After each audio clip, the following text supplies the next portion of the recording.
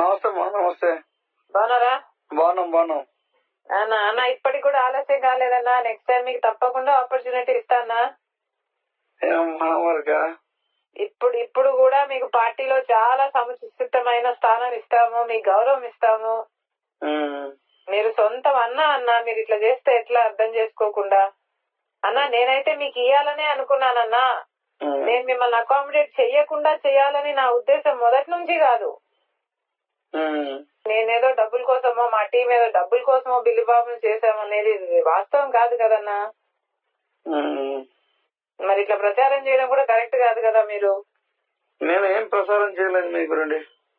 ఏమో అన్న అసలు బాగలేదు అసలు బయట. నేనైతే ఇక్కడ మీ గురించి గాని పార్టీ గురించి గాని ప్రచారం నేను చేయలేదు. సరే అన్న ఇప్పటికి కూడా ఆలస్యం కాలేదు. మీరు రెబల్ కాకండి. నెక్స్ట్ టైం తప్పకుండా అవకాశం ఉంటుంది. ఇప్పటికైనా అన్నగా పిలుస్తున్నా అన్న, కమ్ బ్యాక్.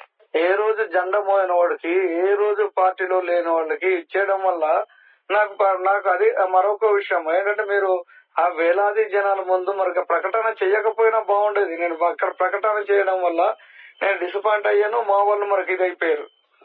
దానివల్ల తెలుసు అన్న, మీకు అన్ని తెలుసు.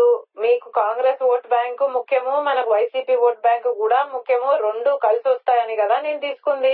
మీరు ఇప్పుడు ఇండిపెండెంట్ గా పోటీ చేస్తే ఇంకా కాంగ్రెస్ పార్టీ గురించి మర్చిపోండి.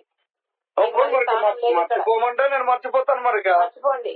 మీకు ఇప్పుడు మాత్రమే అవకాశం ఉంది మళ్ళీ కుటుంబంలోకి రావడానికి. ఇప్పుడు మాత్రమే అవకాశం ఉంది. మీరు రెబల్ గా వేసుకున్నాక, మీరు పోటీ చేసినాక, కాంగ్రెస్ పార్టీకి డామేజ్ చేసినాక మళ్ళా మీరు కాంగ్రెస్ లోకి రావచ్చు అనుకోవడం.